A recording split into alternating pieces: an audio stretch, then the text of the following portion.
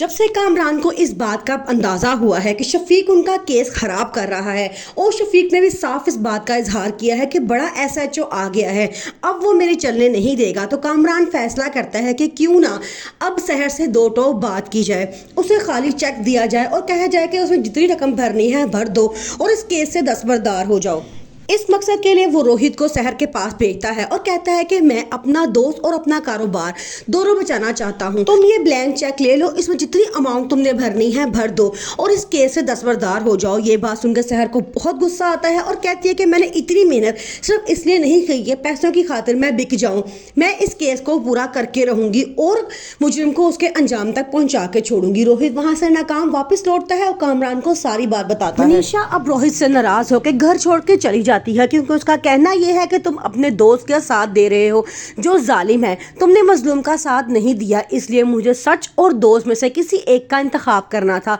अब मैं सच का इंतखाब करके तुम्हें छोड़कर जा रही हूँ। रोहित बहुत परेशान है, मनीषा उसे पूरी तरह से दबाव डाल रही है कि किसी तरह वो कामरान के खिलाफ गवाही दे दे। रोहित अब बहुत परेशान है, उसे कुछ समझ नहीं आ रहा कि वो क्या करे। दूसरी तरफ शहर अब अपनी कैंपेन को और तेज करती है, वो सोशल मीडिया का सहारा लेती है और वहाँ सब लोगों को अपनी सारी बात बताती है और कहती है कि मैं दुनिया की पहली लड़की हूँ जिसने जुल्म के खिलाफ आवाज उठाई है, आप सब मेरा साथ दें ताकि आइंदा कभी किसी लड़की के साथ इस तरह का जुल्म ना हो। शहर के इस बहादुर फैसले में उसके माँ बाप उसके साथ खड़े हैं और उसे हर तरह का हौसला देते हैं और कहते हैं कि तुमने घबराना नहीं है, तुमने इस केस को अंजाम तक पहुंचाना है ताकि दूसरी लड़कियों को भी इंसाफ मिले। अदालत ने रोहित को अदालत में बुलाया है और कहा है कि वो आके गवाही दे अपने दोस्त के खिलाफ या उसके साथ, ताकि हमें पता चले कि असल फैसला किस तरफ जाता है। लेकिन रोहित अदालत में आने से साफ इनकार करता है और कहता है कि मैं बाहर ही रहूंगा। इस मकसद के लिए वो कहता है कि मैं शहर को मनाने की कोशिश करता हूं कि वो ये केस से पीछे हट जाए, ये हमारे कारोबारी जिंदगी और हमारी बीवियों तक बात पहुंच चुकी है और अभी हमारे लिए बहुत नुकसानदेह साबित हो रहा है केस।